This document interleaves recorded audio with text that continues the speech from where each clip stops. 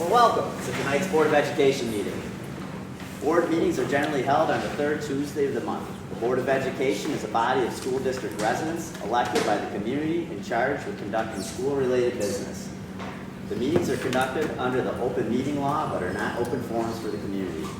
With that being said, visitors to these meetings are to conduct themselves properly and with respect to any other individuals at the meeting. The Board of Education reserves the right to remove any individual for improper display of behavior or inappropriate language. The Board of Education will have a period of time devoted to visitor requests following any board presentations and their approval of minutes shortly after the opening of the meeting. Individuals wishing to address the board will be permitted to speak up to 3 minutes. A total of 30 minutes may be allowed for public comment. If we have any visitors tonight, we'll go over the rules a little bit more carefully at that point. This moment, Carla, could you please call us, or take roll call, please? H. Harding. Mrs. Thompson. Mr. Hyde. Here. Mr. Lamb. Here. Mrs. Jeffrey-Davis. Present. Mr. Zillow. Present. Mrs. Emerson. Present. Mr. Z. Okay, thanks, Ms. Cole.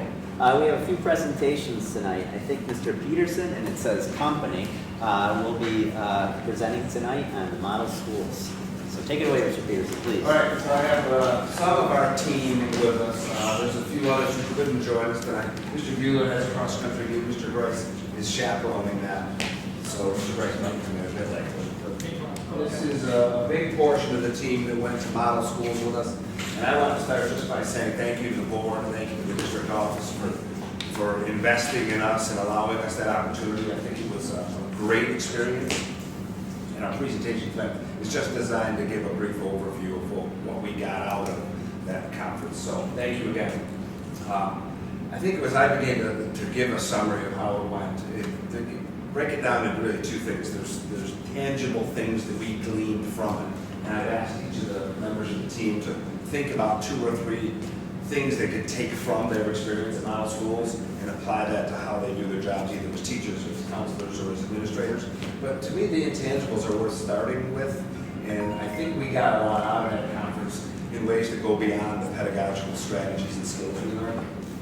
There's talk, and I think in a lot of schools, about culture and climate and what you can do to build that. Those are important conversations to have, and I think culture and climate matter a lot in schools. So by having us go to the Model Schools Conference together, it allowed us an opportunity to work together. I mean, as a principal, I think I have a commitment to listen to them, to empower them, and to collaborate with them. And spending 3 days on professional development allowed us to do that. The mission was to inspire the staff so that they could become building leaders, and I think it was tremendously successful on that front. That being said, there are tangibles that we took from the conference as well.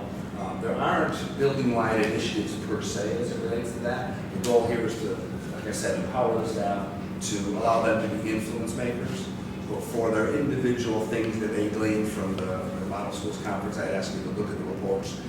Had we all stood up here and talked about our experiences from Model Schools, it might be an hour-long presentation. We wanted to, for the sake of efficiency, kind of boil it down. But I'll start with a couple things that I pulled from Model Schools that were tremendously important and moved me. And those 2 things are social and emotional learning. SEL, it's a phrase that's a buzzword in education now. And what I learned about social and emotional learning, I learned, one, what it is, and then I learned how important it is. I printed this because I didn't want to screw this up. It's from a slide that I shared with the staff on our opening day. And SEL is a process through which all young people and adults acquire and apply knowledge, skills, and attitudes to develop healthy identities, manage emotions, achieve personal and collective goals, feel and show empathy for others, and establish and maintain supportive relationships and make responsible and caring decisions. That's a loaded definition that's chock full of important skills and knowledge. And in addition to learning what SEL was, what I also learned is how important it is. The long-term impact on students, we learned, is that students who are exposed to SEL in the classrooms have better jobs, have higher paying jobs, have healthier relationships, have generally a healthier lifestyle and job satisfaction well into their adult years. And the research says that even if you teach it poorly, those impacts can be gained. Or if you stop after a certain grade level, those long-term impacts on students still endure and linger on.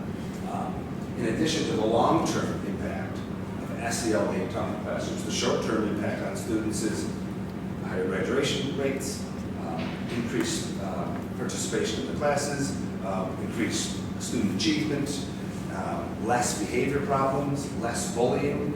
So when I left model schools and I soaked it all in and reviewed my notes, to me SEL is one of those things that can move the needle in your school, maybe more than anything. And it's going to be the focus of a year-long initiative here in the middle high school, because the last thing I'll share with you from the research that I learned is we can't do any of that with SEL until we focus on ourselves first, because teachers themselves are the engines that drive social and emotional learning. So what we spent some time at in our first faculty meeting is just learning about stress and the impact stress has on us as educators.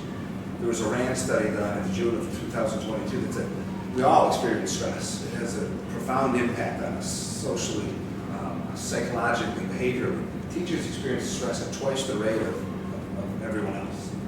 So what we want to do this year is focus on us, learn about stress, learn about regulating our emotions, learn about social emotional, our own social emotional health, and then put ourselves in position to create plans and processes to teach our kids social emotional skills starting in the fall of 2024. So that's a big one that I took from model schools. The second thing that I'll wrap up with is assessment. It's a natural progression from what we've done with our curriculum work, and matching the rigor of the priority standards that we've already identified to how we'll assess student learning is a process that we're going to spend this year completing and doing as the year goes on. We'll measure that success by the curricular maps and the additions of assessments on those curriculum maps by year's end. So that's Matt Peterson's 2 areas to glean out, and we'll have work to do in those areas as this year unfolds in our building. But every teacher and staff member who went in that report will detail 2 or 3 other things that moved them and allow them to maybe influence others in things that inspire them. So I hope you had a chance to look those over, but the experience was invaluable, and we hope to go back actually in one of the issues. It's really great.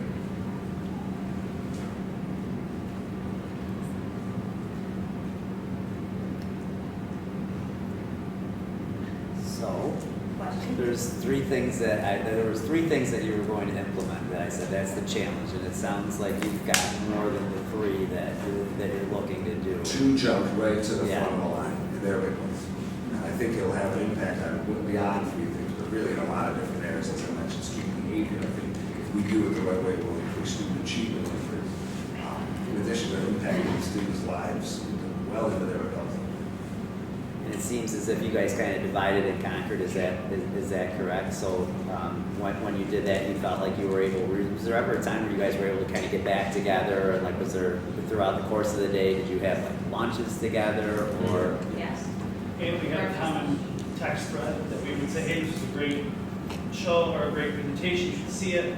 It's actually how Mr. Peterson and I got to a lot of the ones with teachers would say, hey, you should go see this, we would go see it, and really get an insight as to where we are for our building. And I didn't mention implicitly that ability to connect, administrators and teachers. We have to work together. And we had a class sitting around watching, and I kind of debriefing with some of the things that we saw during the day, laughing together. It was a lot of fun, in addition to being a great learning tool. So I'm not super familiar with these model schools, but it seems, was this just totally geared for middle high school, or could it be like an elementary faction that kind of comes Yes. as well? Yes. Yes.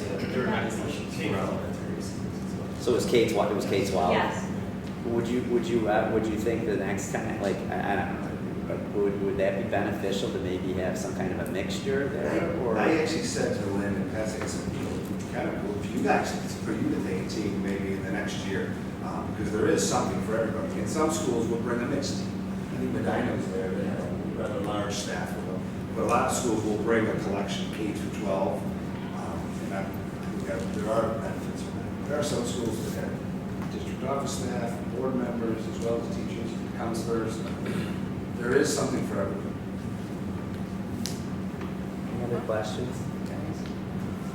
Thank you so much for spending those days over the course of the week and spending some time with us tonight. We appreciate it a bunch. Yeah, thank you. Thank you. Yeah.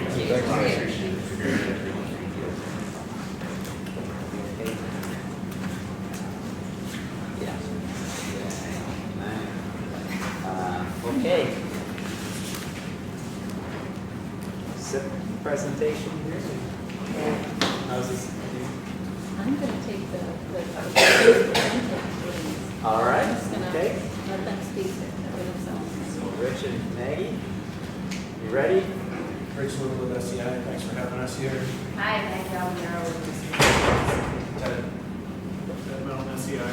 Name's enough, right? Just thank you guys again. Just, I don't even talk about the mountain. So this is not a new presentation. It's one that was done a few months back. It's built off of the facility committee recommendations that they brought before the board with some changes that we'll cover as we come to them. But just wanted to bring this back out for everybody so we can see what we're talking about for the entire scope of this project. These were the committee members, and again, we want to thank each and every one of them for their time and support through the process. There was quite a few meetings, quite a few commitments, as each of you understand, and a number of you were on the meeting committee. So again, thank you to everybody for working through the process. We did give everybody a goal throughout the process, and that was what was done at that previous board meeting when we came back with the recommendations. Also, one of the things that was done in the recommendations was also to prioritize and rank each one of the components that are going into the project. So tech, art, ag were number one, fact, STEM, high school, middle school, classroom science, and pool reno, concessions, locker rooms, and toilet, track repairs, and then the athletic complex. Additionally, besides the significant components of the building that are being renovated, there's also additional things that are being done based on our priority rankings from the BCS. So we'll be picking up building-wide HVAC and electrical, some finishes, millwork, the pool renovations, the auditorium wall, there's some reconstruction and bleacher replacements. This area of the plan, this is the high school, middle school footprint, and what we're really trying to do in here is represent the number of places and the amount of the footprint that's going to be drastically renovated and impact. So each one of these spaces are full renovations to be new spaces. And some of them we're reconfiguring and repurposing the space for new uses, and some of it's being located around. In the back in the tech area, we'll be reconstructing the tech space, splitting up your clean and dirty work areas, creating an ag classroom with the entrance right off the back, so we have a wet spot for students to come in with and clean off and not track through the building. I think right now, because of doors, we're coming down a corridor and then into the rooms, so we want to eliminate that. The photographs that are on these slides are just graphic representations of other examples of work, not specifically what this would be.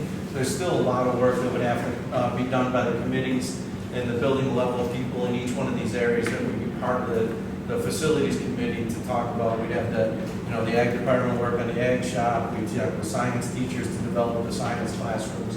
And we'll do that as part of our standard process throughout the design process. This is an example of a locker room. You see a few photographs, a possibility for the concession on the outside that's at the rear of the building, the public space there. The locker rooms will be team locker rooms. We'd also be building in additional toilet spaces that would be accessible from both inside and outside during events. These are examples of possibilities for the high school, or for the science rooms. So down in the middle school wing, we'll be reworking some of the science areas in a couple of smaller classrooms. And then in the high school wing, we're going to renovate the entire wing where all the high school classrooms are. We're actually going to kind of flip them. The first room as you come down that hallway is physics, and we're going to push them down to the end, and then stack our more traditional science labs together. High school, middle school improvements additionally are a STEAM room, and then we're displacing with the locker rooms in the back. So we'd be bringing facts up and bringing them closer to the cafeteria. There's some real fun things you can do, sharing space and working and giving the example of culinary with your facts in your cafeteria in this space. The last component of the project is the site improvements, and the items that we'll be talking about next from a financial standpoint include the expansion of the parking area. So in this area here, the last project redid this parking. We'd be transitioning the grade change here down to a lower parking field, rebuilding the outdoor event area here for all the brand new track, the fields, and the events. There's actually some work that would happen just outside this red box, so it would be a little bit bigger to include your discus and shot put and things like that. And then additionally, we'd be adding in renovations to the infields for both your varsity softball and baseball. Are there any questions about the scope? Everybody comfortable with the scope that we have projected? You're proposing driveways, maybe that's the first I've paid attention, the first I've seen it. Is it driveways to those ball fields? Is that a piece of this? Is that what I see there? To each of the I think softball? these are paths that were out there. I don't know if they're still defined. I'd have to go. I didn't think there was driveways. No, They're it's not, the only driveway that comes down here is this drive here. Okay.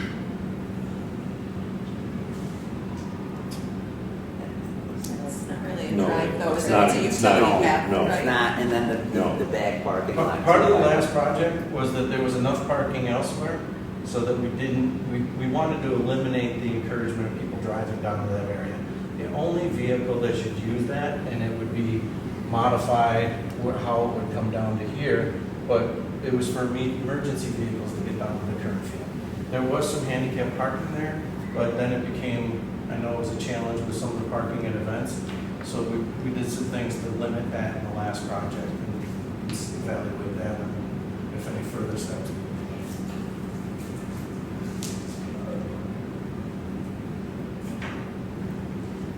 Anything else on the construction? I'm going to turn things over to Maggie, and she can talk a little bit more about the funding side. Great, thanks, Rich. And I apologize, I am getting over a cold, so my voice is fighting me today. But yeah, so in terms of the funding, before we get into the actual funding for this project itself, I thought it would be helpful if we first looked at the profile of your existing capital projects. So the projects that have already been constructed and are on the books here, because it's important to look at not only this project on its own, but also taking a look at a holistic approach of how this work would fit in with your existing capital profile and the aspects within the budget that are dedicated to capital needs. So what we have here is a table that lays out on the left-hand side all of the existing debt service, so all of the principal and interest payments that you are paying back on bonds that have already been taken out for past projects. And within that, that also includes your 100,000 capital outlay projects that you're undertaking each year. Now, as we know, as part of the budget that was developed for the current fiscal year, within that budget, there was a transfer from general fund to capital fund of $350,000 that is dedicated towards the new playground project that's before the state right now for their review and approval. So that was included on the expense side of the budget as well in the current year. From that, we then look at the offsetting revenues that you're receiving in from outside sources, primarily through state building aid payments. Okay, when we net those from the expense side, we come up with your net local share. So that's the amount that is needed to come from Oakfield-Alabama, revenue sources themselves here. So as part of that offsetting revenue to the transfer to the capital fund to pay for that playground project, we know there were some additional funds that became available within your revenue budget in the current fiscal year of $350,000. So that's a big chunk of an offset on the net local share, the contribution that's coming from those funds that were available to you. And when we net that out, we then result with the net tax impact, so the amount that's necessary to come from the tax levy, okay? So putting that together with the current project that we're looking at here, we have just over 23 million of total scope of work that's being proposed for everything that Rich just discussed. Now, one update here to the funding picture would be the amount of capital reserves that are available to contribute to the project. So a little later on in your meeting tonight, you're going to be discussing the final equity transfers as a result of wrapping up the 22-23 fiscal year audit. And as a result of that, it does appear that you'll be able to have a balance of at least $3 million within the capital reserve fund that would be able to be allocated to this project to help offset the net local share that's associated with the scope of work. So if you were agreeable with moving forward with that reserve fund contribution, those monies would be used essentially as like a down payment on the project to pay $3 million of the project expenses in cash. The resulting just over $20 million would need to be financed through the issuance of bonds. Okay. We would anticipate that the estimated interest that would be due on the life of that bond is just a little over $7.2 million for that the period that you'd be repaying that. So when we look at the same chart here for this current project that's being proposed, again, we've got the debt service on the left side, so that's the total amount that's being financed over the life of the project here, with those payments starting in the 25-26 fiscal year. We would align the start of those debt service payments to be offset by the start of the corresponding building aid payments that would be coming in. So we want to match those up each year. And the difference between the debt service payments going out and building aid payments coming in would be the local share of this project itself, or the face of it. But remember, it's important to look at this project not only by itself, but as a holistic approach, holistically with the existing capital projects that are on the book. So this chart here combines everything together. And I think what's important to see is, there we go. Okay. So here is the combined local share for the existing and the current project together. Now, as I mentioned, you have that $350 that became available to you within your budget this current year that's being dedicated to funding a capital project. So if the board wanted to continue to utilize those revenues each year to be dedicated towards capital purposes, towards this project, those funds could be utilized to offset the local share that would be associated with this project. And so as a result, the amount that would need to come from the tax levy really wouldn't change from what's been built into your budget in the 23-24 fiscal year. So this final column here is the change from 23-24, and you'll see that when this project starts, those payments, the change is minimal and averages out to basically even each year.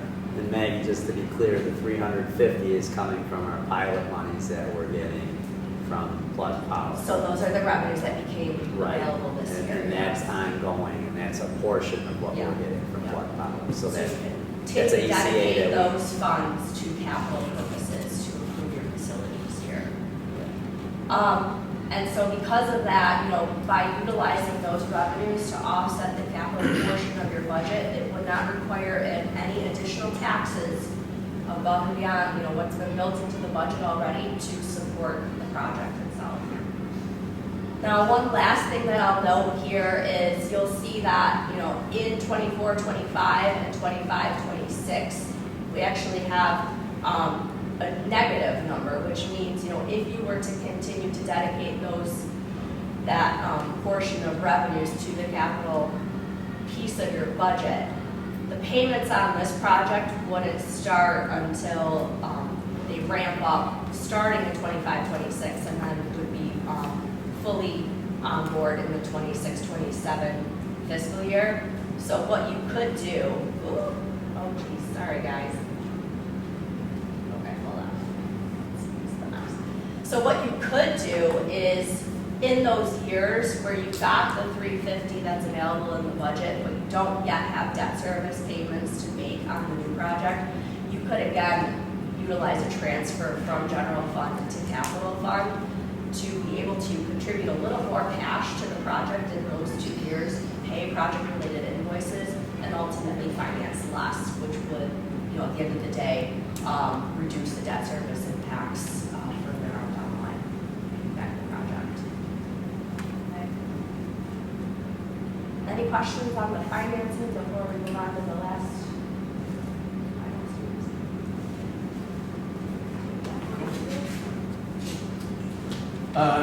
Next steps is, discussion and ultimately an approval of the scope by the board. That would trigger then the seeker process and also starting out the public presentations where we'd be getting information out to the public, describing the project, have a number of public hearings for questions and discussion, and then ultimately a vote. Based on, we've seen this chart over and over, this is where we are way up here.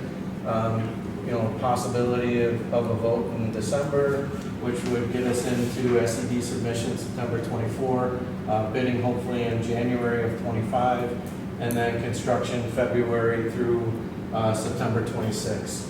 So, we're still here. We got a lot of work to do to get down to these points, but this is about, an outline summary of a potential schedule. And then again, just the scoping of the project, it's split apart just by nature of building and then site. And there's, the ranges of the scope and the time period. Rich, did you say 25 or 26 would be the start of this? I'm sorry. 25. 25, summer of 25? Well, hopefully we can start as early as February, because we want to get in and start doing things. Of 25. Correct. And then you can see in this area here, we'd use our summers for significant work. We'll do as much construction we can do through the school year, looking at potentially swing space. Can we finish? We'll start talking about, once the plans are set, then we would start talking about other areas that we can get done and then swing people over. Because of the way, especially in the back part of the building in the CT wing, it's very easily isolated off, so we can continue some work there. And anything we can do that obviously expedites the construction and helps us cost-wise. Anytime that we can give a full space and not have to work second shift or break it up on summer to summer, the reality is in the summer we have 46 days of construction. So it makes it pretty challenging if that's the only time we're limited to work. And we've done it before and worked together very well, so we'll come up with a plan and run through it with you. That's any questions?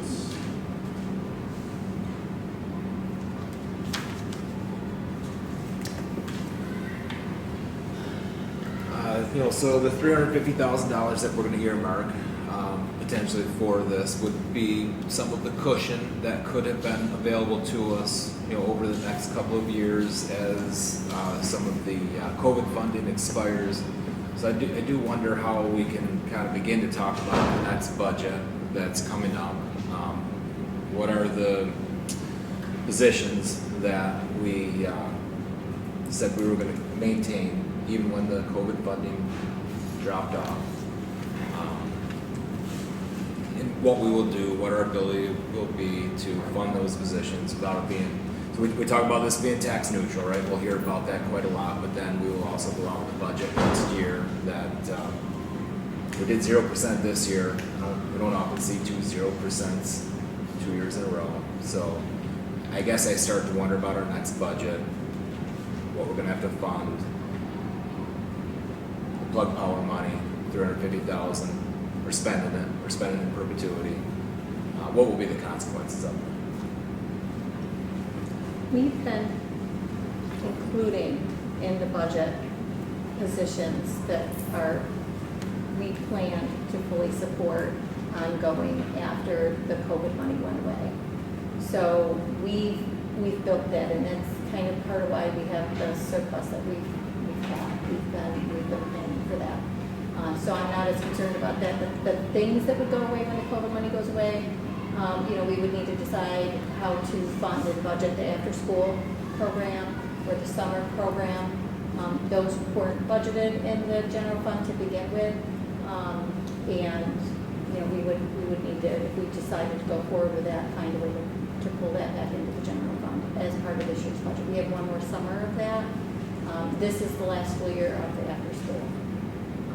What's the number on You know, that? I'm not That as was- concerned, pardon? What's the number on that, Christine? So we really haven't spent a lot in the summer after school. I think we've done about 50,000 a year. We have a lot of that money left.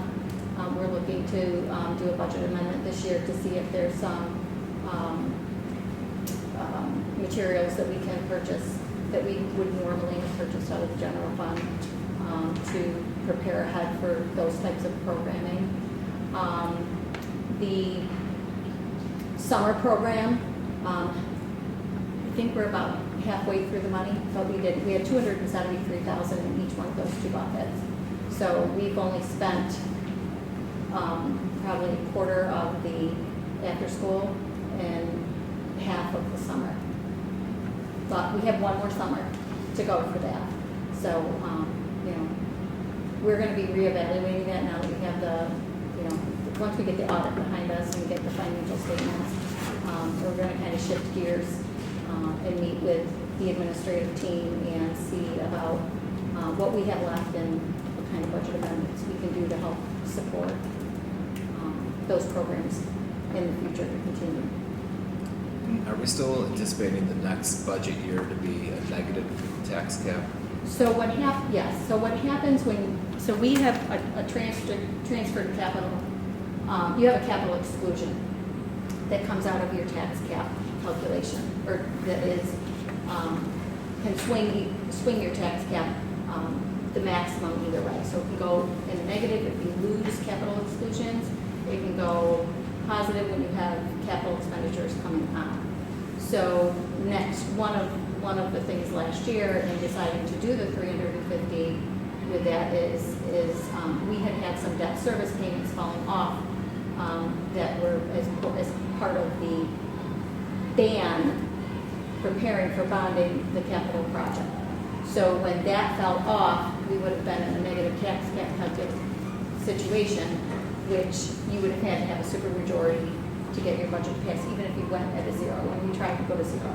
And again, we go back to, we've been at a 1.9% or 0.9% over the last, since 2012.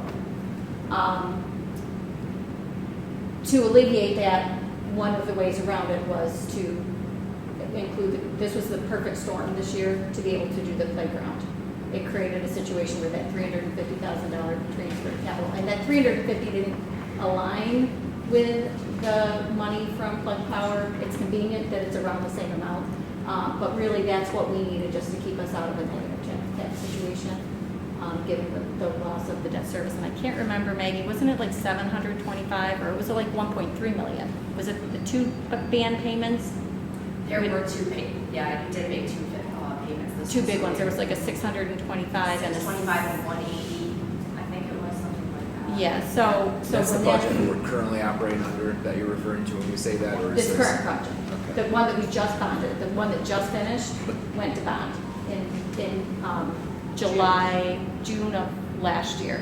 And when you close those out, we had the additional principal payments. So for the 23-24 school year, those additional principal payments falling off made it, again, a perfect opportunity to do a transfer to capital. We had it in our budget to be able to do the playground at the elementary school.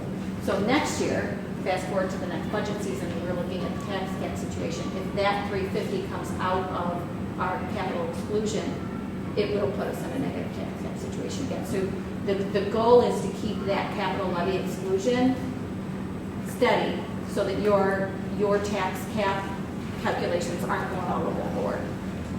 You can keep your levy level, you keep your exclusions level. So you don't have those peaks and valleys that impact your taxpayers. Does that make sense? Yeah, so the recommendation next year was going to be to move that $350,000, just the same as we did this year, and that will keep us out of the negative tax cap. Yes, correct. Anticipated. Yeah, so if this project is approved in December, you then have a valid capital project in, that you're able to utilize that transfer in the 24-25 budget year to contribute towards. And that really, helps you not only for the tax cap purposes, but it reduces your debt service payments if you like that out. And there will be no penalty for designating that money toward that project? So no penalty, no. Your current budget is supported by your current tax levy. Right now was with a 0%. So, given that, we're feeling that if you just continue down with that same line item in your budget, that would be supported by that same tax levy. Does that make sense? Yes.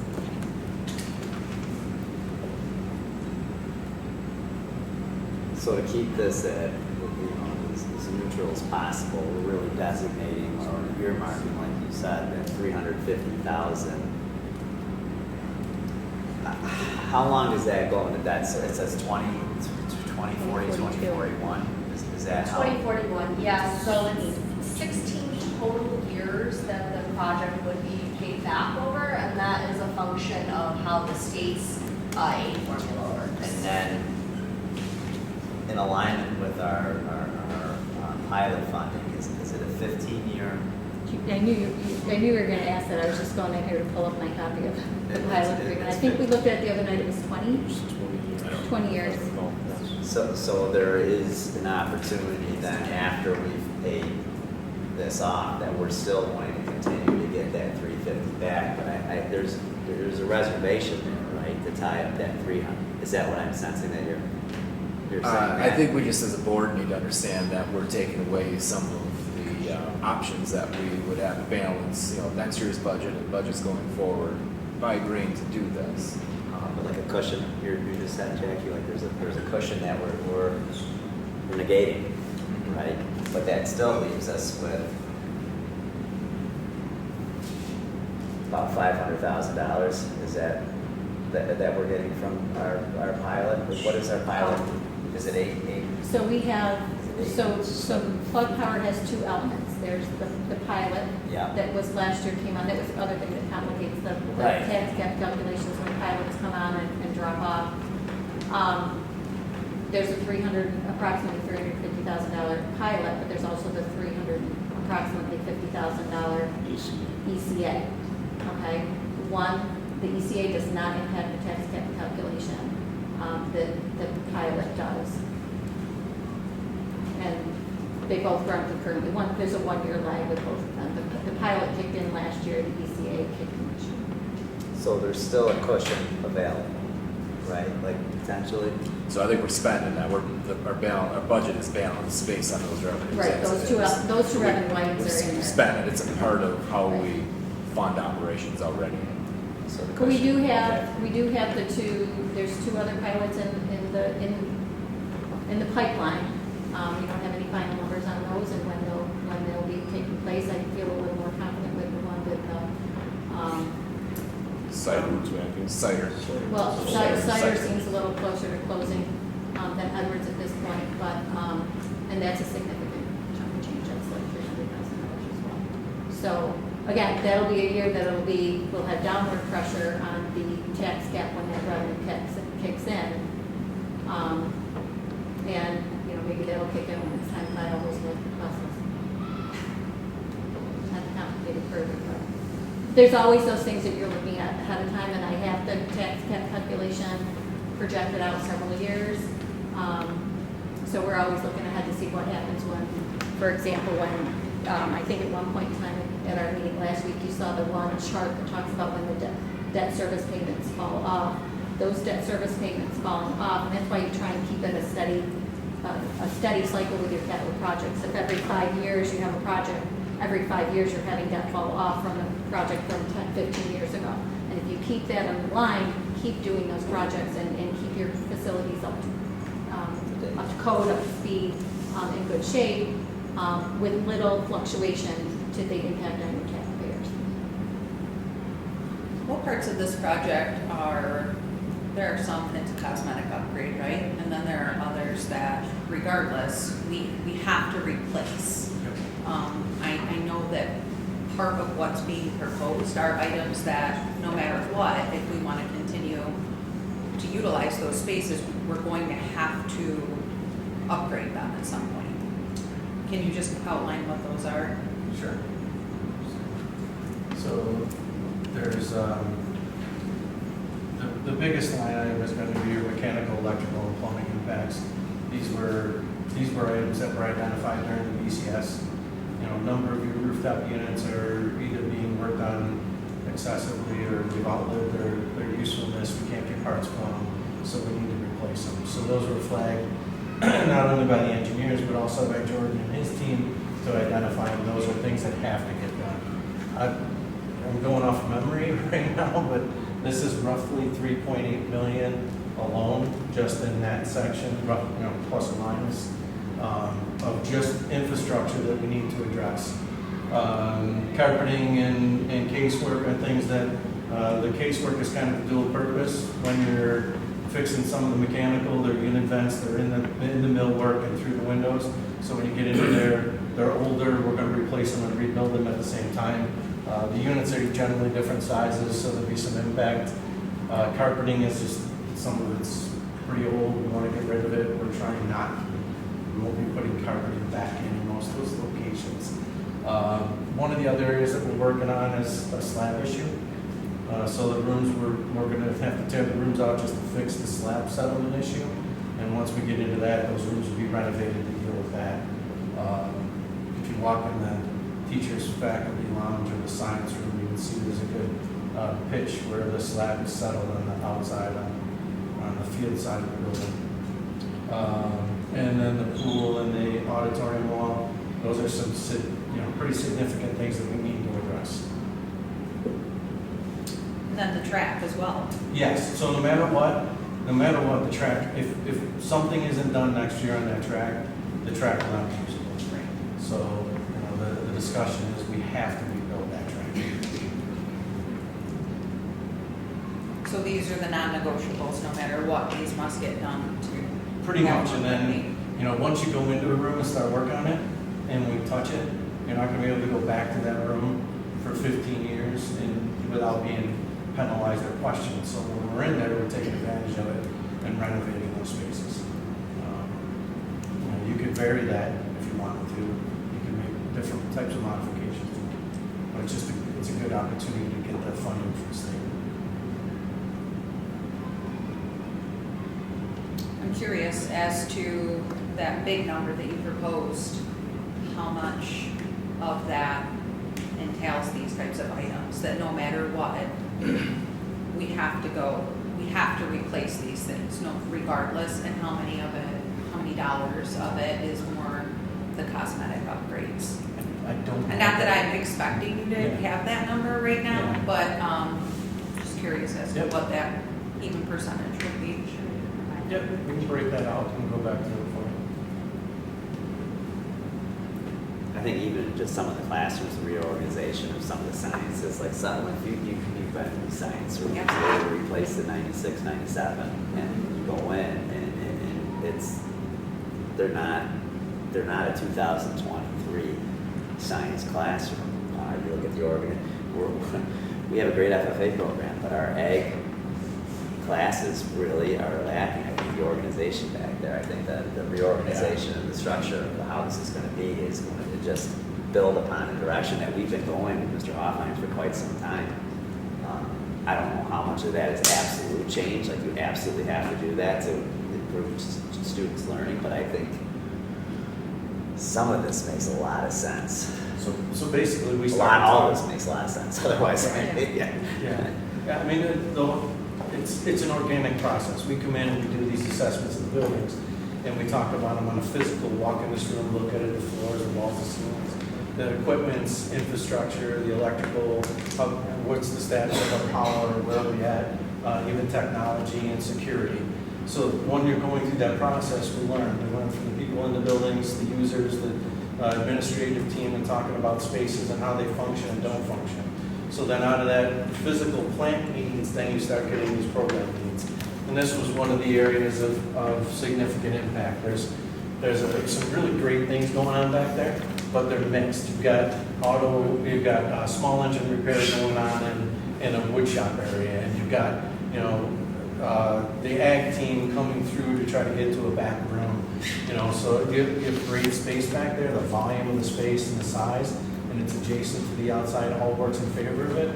So the conversation, even working with the teachers a little bit, was talking about how do we rearrange it inside there, because no matter what, the equipment back there is not correct. The ventilation back there isn't correct.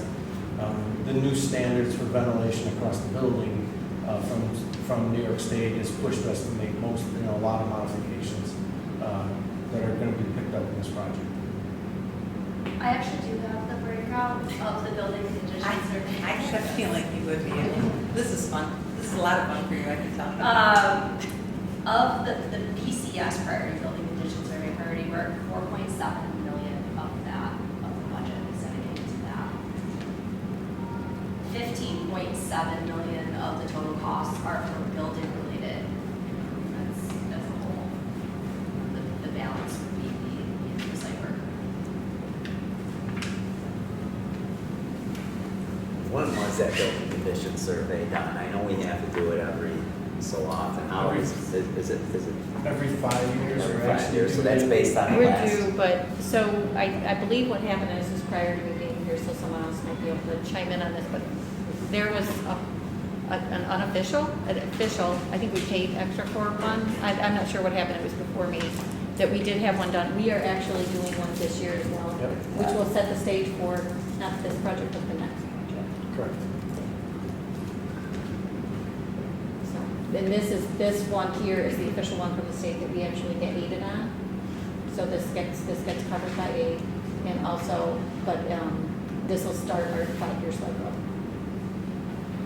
Some of the work that's being done in this project was obviously From the last. The last That's correct. PCS. We're talking about this is one proposal? Is that what's So, being talked about right now? What I wanted to throw out to the Board of Education is, from the facilities committee and from kind of where we were headed, I believe it was certainly my philosophy, and I believe the district's philosophy, or at least that if there was going to be any sort of taxpayer increase or tax impact, that you'd want the community to have the option to vote on that. At least that's kind of what I was hearing. So we had initially kind of put this out as 2 propositions. One being the majority of the work inside the buildings that would be tax neutral, and then the second would be, for the most part, the athletic complex and all the upgrades that would have some sort of tax impact. Keeping in mind that you'd want to be careful not having one proposition with the tax impact, because if it goes down, you can't do anything. So you almost kind of want to separate the work that you can do without any tax impact, and then have a second or third, couple propositions for, the other work. Now that the finances have this really as a tax neutral capital project, I don't know what the board's thought is, just having this as a one proposition capital project.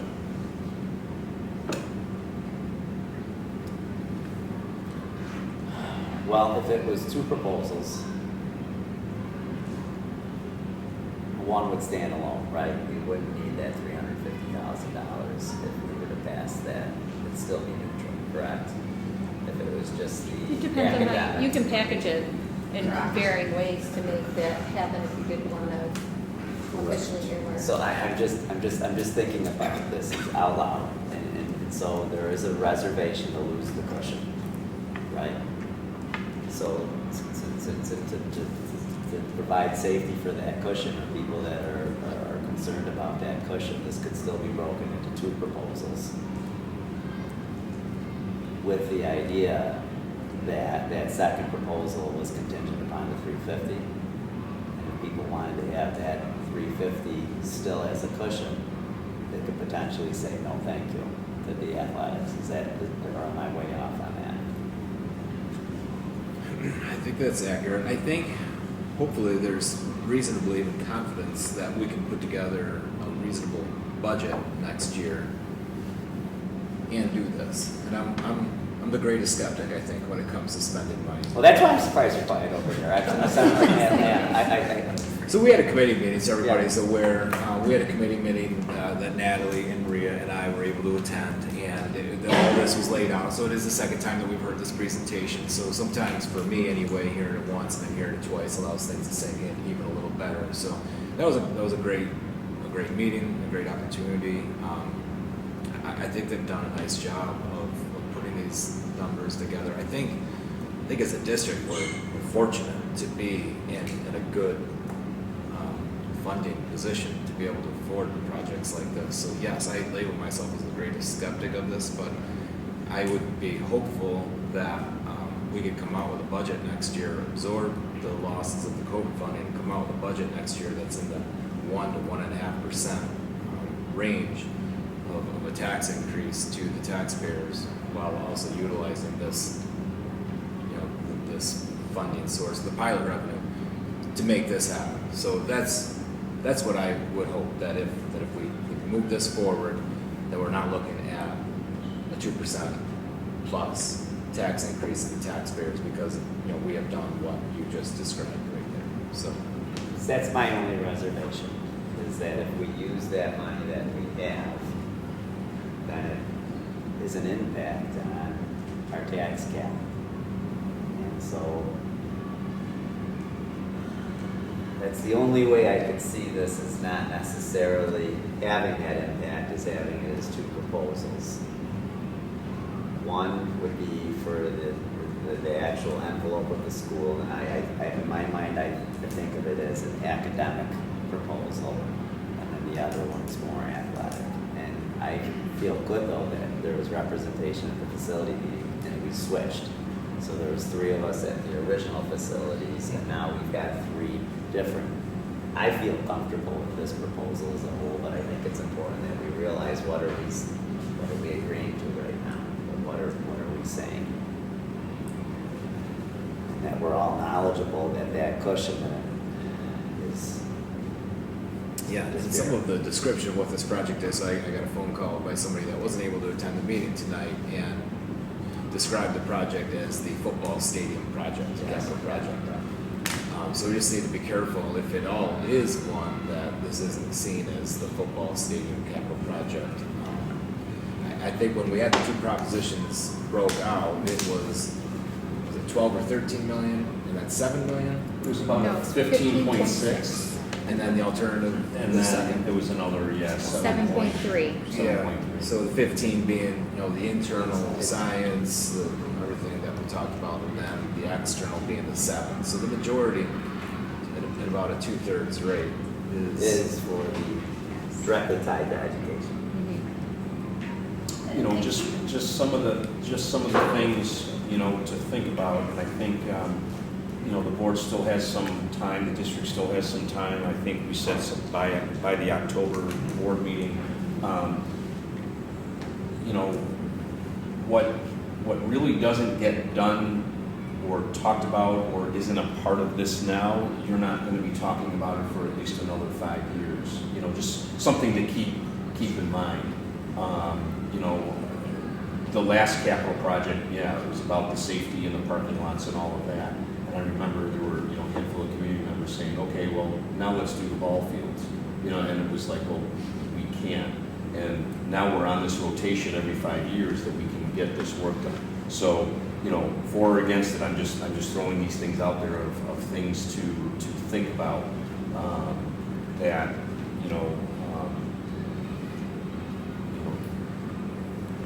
just. I guess my concern is the track's not gonna last another 5 years, so Correct. we're not gonna redo the track has to be redone, right? So are you gonna redo the track, and then in 5 years, like if the field, the complex I doesn't think go, there's then you're gonna there's redo an it all And over the again? problem is if we Yeah, that resurface and seems- redo the track, down the line, if you decide that you want to install a new track or, a new multi-purpose field, you're not gonna get 8 on it, because you just spent some to resurface it, so. And I want the, the community to know and the board to know, we looked at all possible options of, a multi-purpose field with a baseball and softball diamond in the corners, but then you couldn't have the track. I mean, there was a lot of time spent on figuring out what if we had the track separate and then we put the fields as part of the soccer. And so, and like I said, coming down, we want to have the least impact on taxpayers. And 2 months ago, we were looking at all of this and said, here's the tax impact, and Maggie, I'm sorry. go ahead. Did we didn't run the numbers with just the 3 million without the 350? That I have not seen. I have not seen that yet. She had sent me something the other day, and I can't remember if that was one of them, but I think the impact was, when we did 2.9 without the 350, it was $26. Was that scenario, or was with the 350 brought it down to the 26? The 350 brought it down to the 26. So if the board didn't feel comfortable, continuing to utilize the 350 of revenues for capital, the tax impacts of this project would be anywhere from $122 per year to $149 per year, depending on which count. So kind of similar to what we were looking at a few months back there before. And that's with the new 3 million capital reserve versus that Yes. 2.3? Correct. Okay, because that 2.3 was a little bit more. Okay. Yeah.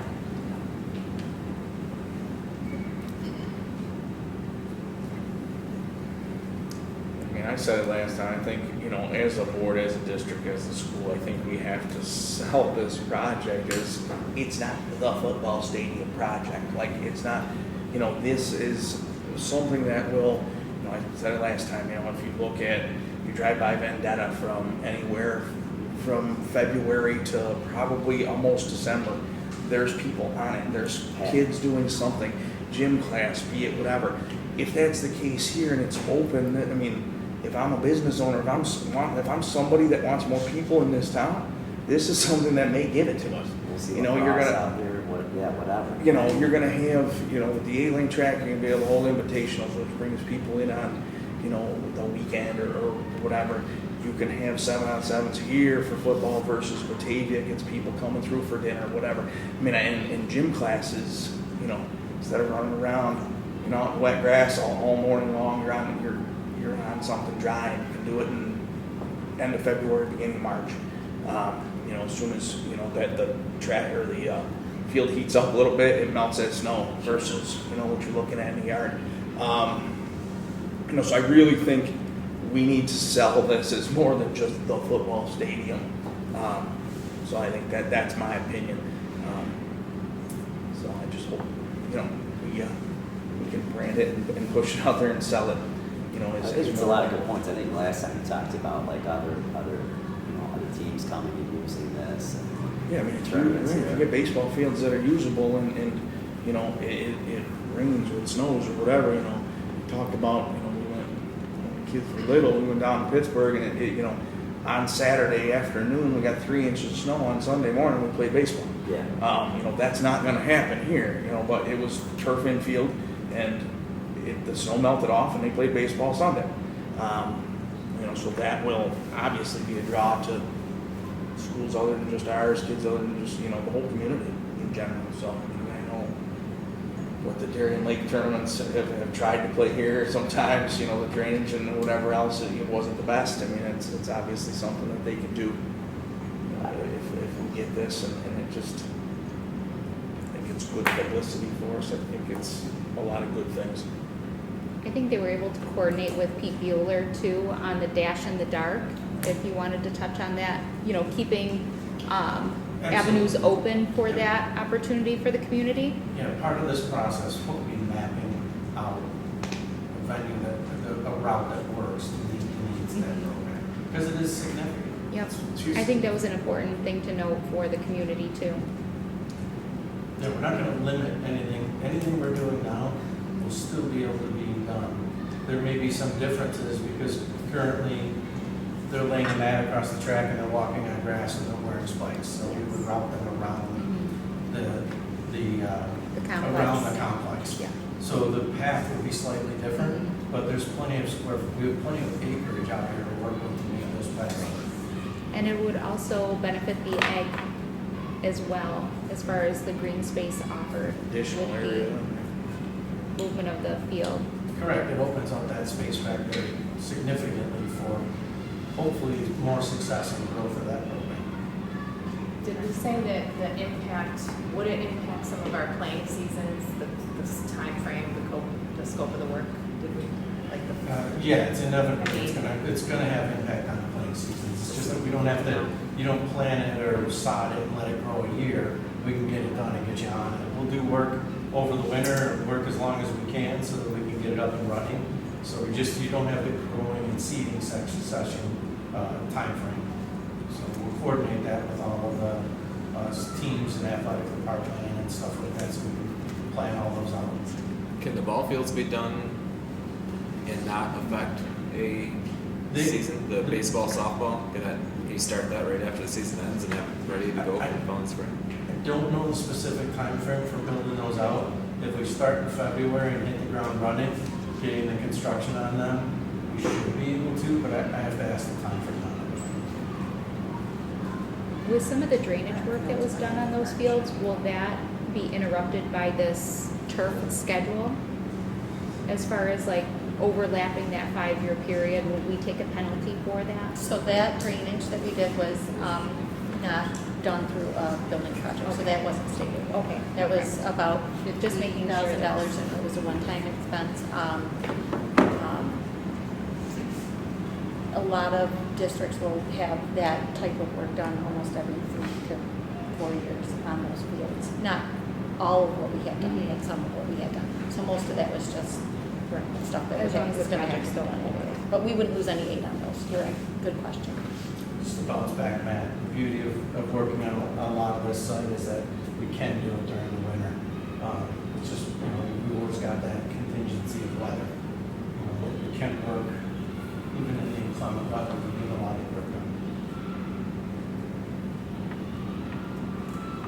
I'd love to know too, and again, that's not a tonight question, but I know we're looking to enhance that part of the school, the ag, the tech, and things like that, and we're able to enhance what we currently have and maintain what we currently have.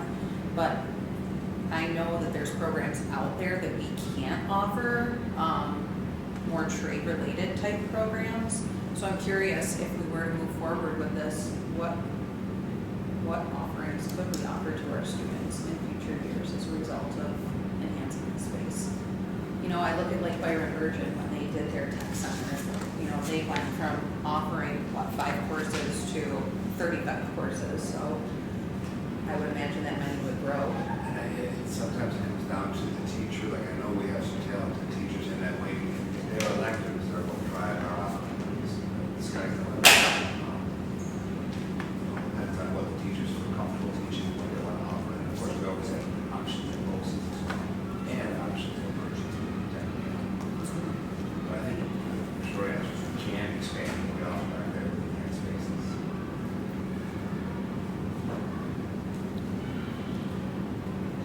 I think that's it. Well, thank you. Thank you for having us. Any questions, please feel free to reach out. John, we're available whenever you need this. We're here. Thank you. Thank you. Thanks for coming today. Thank you, Maggie. Thank you, Rich. Ted.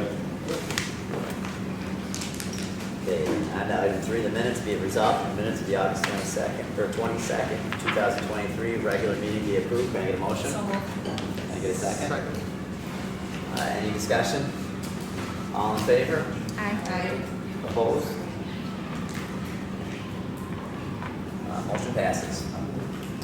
Sorry, I'm gonna break your freeze there, John. I don't know what that was. I don't know. I don't know if it was the shade off your glasses or what, but I Could be. deer in headlights. Could be. Whoa. Carla, do we have any visitors requests tonight? Okay. On to approval of warrants, be it resolved that after an audit of the bills, payment of the warrants, and internal claims, our reports be approved. Can I get a motion? Motion. Second. Any discussion? All in favor? Aye. Opposed? Motion passes. 5.2, Treasurer's Reports. Be it resolved that the Treasurer's Reports for June and July 2023 be approved. Can I get a motion? So moved. Can I get a second? Second. Any discussion? All in favor? Aye. Opposed? Motion passes. Okay, on to reports. Christine, I can't imagine you have much more after that. No, that was pretty much my focus list. I can imagine that. Thank you, Christine. Although if you have more, we'd love to hear it. Well, thank you. All right, John, what do you got for us tonight? Yeah, obviously, it's homecoming week, a lot of festivities and events and competitions going on. I won't steal Matt and Lynn's thunder if they were gonna mention something about what's going on in their buildings this week. Other than that, we had a great opening to the school year. Our staff and students are rocking and rolling and off and running, so good opening. Thanks, John. Amy? As a department, we have settled in, getting ready with the new school year, so doing well there. I'm learning them, they're learning me, so we're off to a good start. As a department, we've also made a very nice, smooth transition with our data management system. Previously, we had ClearTrack, and now we've moved on to Frontline. Okay. So a lot of that, the books work was done prior to me, but everything's up and running well, and staff is learning and being receptive to the program. Brittany, my assistant, has done an amazing job of making sure that it's flowing well behind the scenes and making changes if needed. Outside of that, we do have a few students joining us from other districts, joining some of our special programs, and they transitioned well and are activating well to what we're offering. So it's going well. Thanks, Amy. Connie? As Matt talked about, the most important parts of our school besides our students are our teachers. So we're pleased. We've hired some incredible staff. We get to meet with them this evening. They're with us for their appointments. So that's just always exciting to have new staff to work with. Health and Wellness Committee, I shared last year, we're so excited to have the secretary, Brittany Kessler, on board. She's so excited. And if now Natalie has joined our room, but Jackie can tell you as well, she is in the ground running. She's a wellness champion, and she's getting this district up and moving, and she brings the enthusiasm. So we're excited. That ties right into the SEL and the focus. It's going on both our buildings. It's going on at the district level, and our employees are taking it and running with it. So I think that will very nicely to Loveland and Matt are both doing their buildings as well. Assessment opening day, we had a great time with GPOCs. They came and worked with the high school teachers on assessment. They already worked with their elementary staff on that. That went really well. That's work that will continue into the school year. And I just met with them again to talk about the next conference day and what that curriculum work might look like. So that is proceeding actually. They're going to give it a compliment. GPOC shared with us that we are the only district they've had that's made it this far in the curriculum process so far. So that was kind of reassuring because sometimes it feels like very crunchy work. So overall, So Connie, when you say the curriculum process, what are they referring to? Are they talking about mapping it out? Or are they talking yes, about? if you recall, Justin, at Oakfield, and this, when I came to this district, this was a belief that teachers create their curriculum. We don't buy box curriculum. You're not lockstep following something. It's based on the needs of our students, based on the needs of our students change from year to year. So it's that process of looking at their state standards. When I came on board, it was the new standards that we were looking at, not yet implemented, looking at prioritizing them. Once you prioritize them, like look at your units, and then you look at learning intention, you look at success criteria. From there, we start talking about the assessments and assessment blueprints and how you build it. And it's just that continual cycle. So it's pretty exciting to get the assessment phase of both programs. Thank you. Thanks, Connie. Lynn? We had a great opening school year, as we talked about our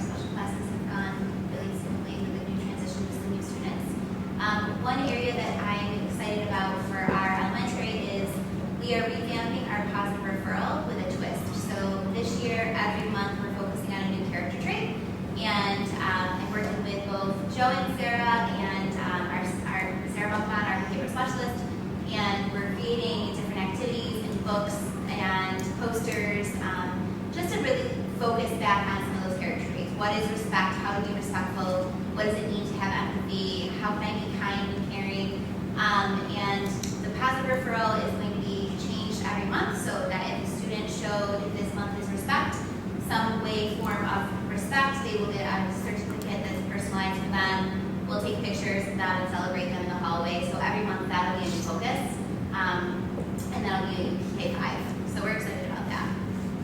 Super cool.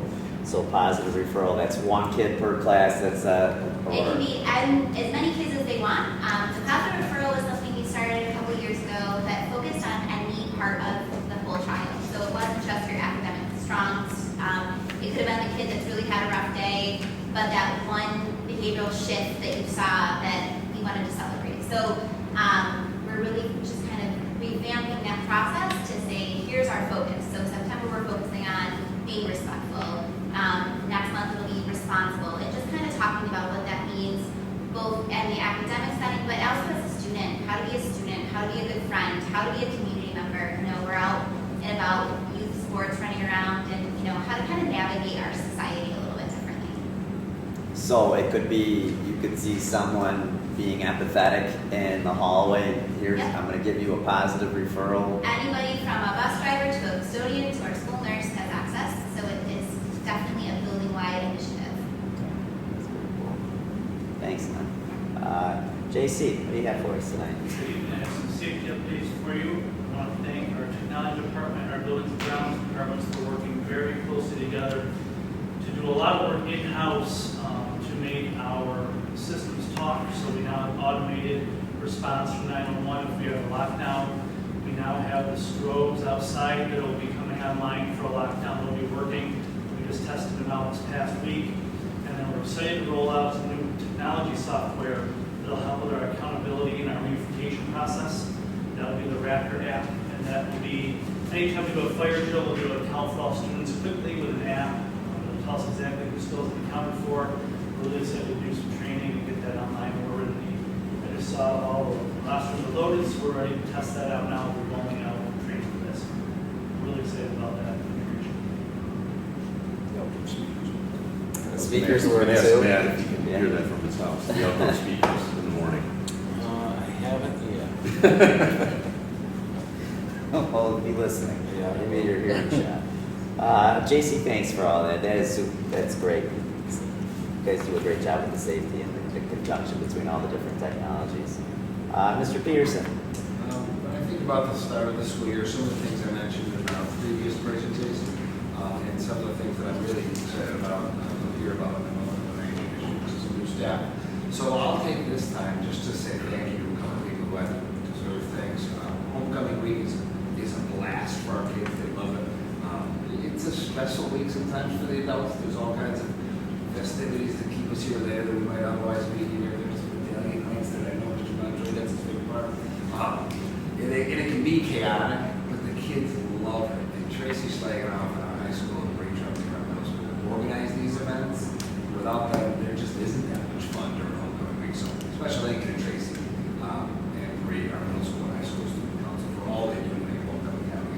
By Friday, we'll all have, the adults will have had their fill, we'll take a deep breath, and we can look forward back to the routines of next week. But for this week, it's fun and it's about the kids. They love it. Thanks, Matt. Mr. Reed, anything from the OATA? We're just back in this week. Looking forward to it. We've got some goals set up for you tonight. Trying to get everybody together in the whole district. Great. I can't wait till you share them with us. Cesarano, anything from the CSEA? Just hanging. Okay, we'll keep hanging on. What's that? Oh, and Rob, back to you. You never know which way I'm going to go. Rob, anything from the technologies sector? Nothing big. The big thing is, the latest thing is the security stuff, JC mentioned, the strobes and counter speakers.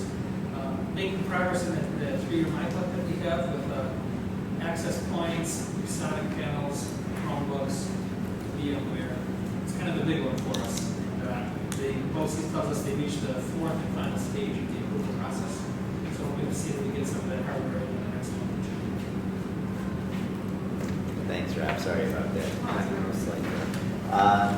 Okay, pages are not here tonight. On to new business. Be it resolved that items 8.2, and I'll make adjustment all the way to 8.11.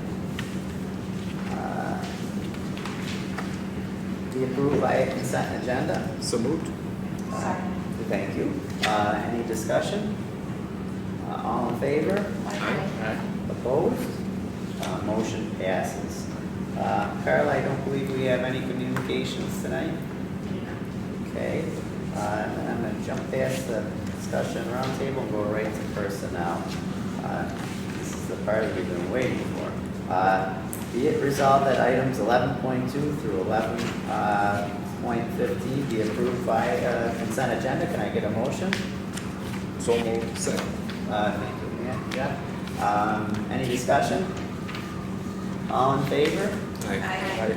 Opposed? Motion passes. Okay. 11.16 bus driver.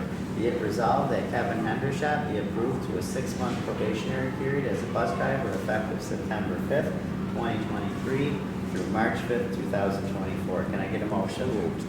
Can I get a second? Second. Thanks, Nancy. Any discussion? All in favor?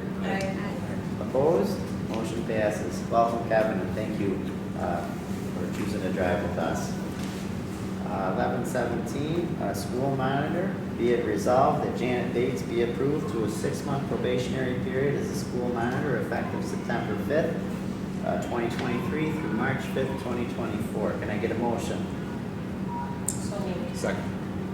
Any discussion? All in favor? Aye. Opposed? Motion passes. Welcome, Janet. Thank you for working with us. 11.18, long-term substitute. Be it resolved that Michael Maneri, where is he? Where? Hey, Michael. How do I say your last name? Maneri. I got it like a canary. Canary. Michael Maneri be approved to be a long-term substitute for 712 social studies effective September 11, 2023, and the end date at this point is to be determined. Can I get a motion? Moved. Can I get a second? Yeah, thank you. Any discussion? All in favor? Aye. Opposed? Motion passes. Welcome, Michael. Thanks. Congratulations. I hope your start has been a good one. Oh, it's been great so far. All right, good. It's possible for so many people to be so nice. Well, you're in the land of nice, my friend. Just watch out for the guy sitting next to you.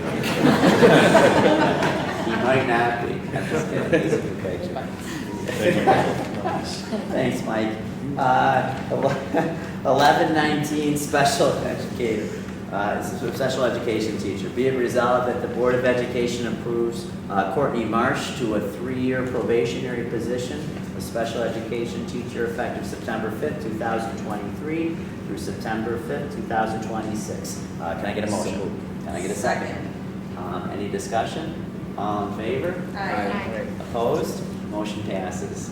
Oh, she's smiling. That's you. Hello, Courtney. Thank you. Oh, you're welcome. Thank you for being here. We wish you the best of luck. Congratulations. Okay, 11:20, special education teacher. Be it resolved that the Board of Education approves Troy Diegelman to a 4-year probationary position of special education teacher effective September 5th, 2023 through September 5th, 2027. Can I get a motion? So moved. Can I get a second? Second. Oh, I goes to Natalie.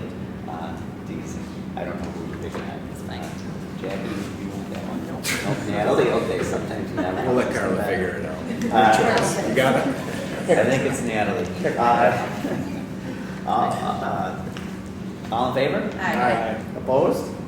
Motion passes. Congratulations, Troy. Thank you. You're welcome. Congratulations, welcome. Thank you.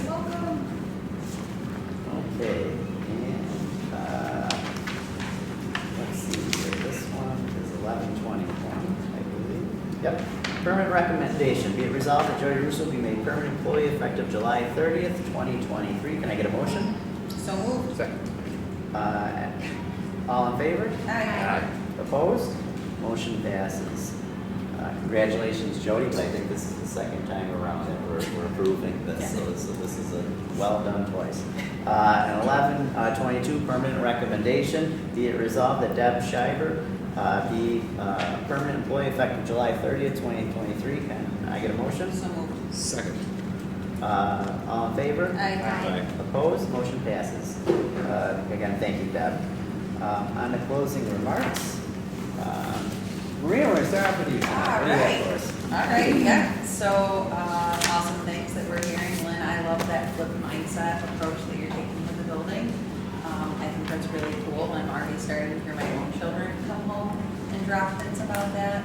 My oldest is in 7th grade, and you know, parents get nervous about communication. You think it's going to start to taper off, and you're going to get disconnected, but those 7th grade teachers are on it. Parents' squares are coming out. They're sharing homework assignments, and I'm kind of a helicopter mom, so I love being involved still, and I love that they're allowing us the opportunity to stay involved even though it's middle school. So thank you to that team as well. And you know, it's HOCO week, right? So I'm super excited to see all of the spirit, not just on campus, but in the community at large. And there's a lot of hype going on with the sports this week and pep rallies and, you know, Notre Dame game on Friday night. So I'm excited to see the community come out and support that as well. You know, thanks to everybody here at Oakfield. I'm really looking forward to a great school year. So thank you. Thanks, Maria. Jeff? Yeah, I would say the same thing. Looking forward to a good year. I've heard all positive stuff so far. And keep it going, guys. Thanks, Jeff. Mr. Lamb? Went to the Dash and Dark there a couple Fridays ago. That was really cool, really well done. Hopefully, you know, if we do go forward with this project, we can find a way to make sure we're still doing that. We did the open house, that was great. I think back, was it 3 years ago was our COVID year, and just think about starting the year off here versus what we endured a few years ago. This is so much better. Hopefully we never go back. Yeah. So, no, everything's going great so far. Thanks, man. Allie?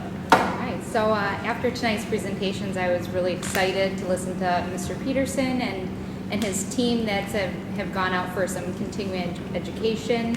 I want to make it clear that here at OA, we have so many opportunities for our students in order to create our life goals.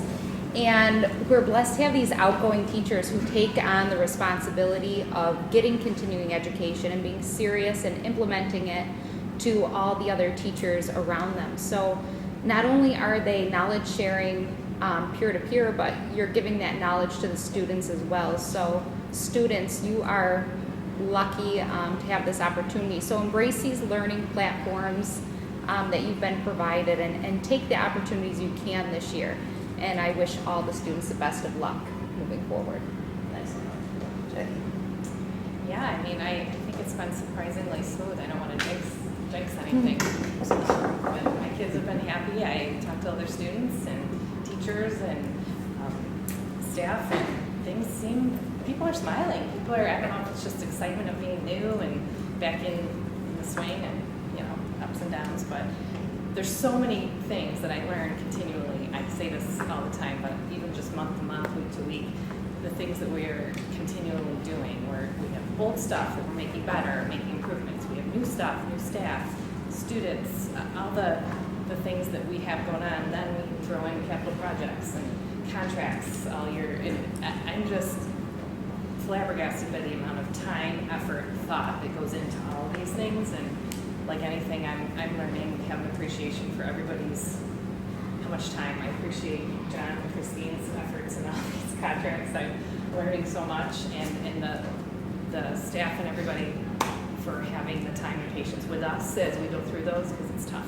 And I always just ask, just remember how we have to walk in other people's shoes sometimes. I'm learning that myself to really understand the undertaking that happens just in everything. Like I said, old stuff, new stuff, and everything good. So everything in between. But thank you to everybody. I look forward to continuing next month, day by day. Tomorrow. Thanks, Jay. Yep. Where I work, we're taking on what you guys have been doing at Oakfield here for a very long time, a tool called Parents, where And I keep talking about how well you use it in order to communicate. And once again, we're in a new cycle, right? And it's totally different teachers that are with my children. I'm down to 4 now, so it's not all 5 of them, but for those 4, I sometimes think, geez Louise, I'm getting 500 parent squares a day, but they say you have so many children, Justin, that's why you're getting so many. And so it's been a really kind of I give the teachers at Oakfield so much more credit than what I haven't done before, because it's a lot of back and forth. Once you put out that first parent square, oh my gosh, there's 21 responses, how am I? You guys do it really well. You're very efficient with your parent squares. I think that it's not always pictures of like a kid finding a pencil or something. They're poignant, they're meaningful, and it's a great way to make that initial connection into that classroom and to see all of those kids engaged in learning, in valid learning experiences is just such a good model for me to take into my classroom, so I appreciate that. And I think the other thing that Jackie was talking about is getting kind of around the bend with some of these contracts, that it's really hard to move forward in a way where both sides feel like they're getting a fair shake, but I feel like we're getting closer to being around that bend, and then if we can all come to an agreement on each of those contracts moving forward, knowing that it was long, it was hard, and both sides invested so much of their time, and not just in the meetings, but outside the meetings, and it's been really appreciated. So I feel like it's been a pretty good start from 20 Weber Avenue here, and moving forward, I hope we continue to have a solid year. So I'd like to say thank you, and we'll see you next month, hopefully sooner. So if I can get a motion, so I'll second that. You don't even know what I was going to motion, Matt. Be it resolved that the regular meeting of the Board of Education be adjourned at 7:28. Can I get a motion? Thank you. I'll second that. Thank you. Any discussion? No more discussion. All in favor? Aye. Opposed? Motion passes.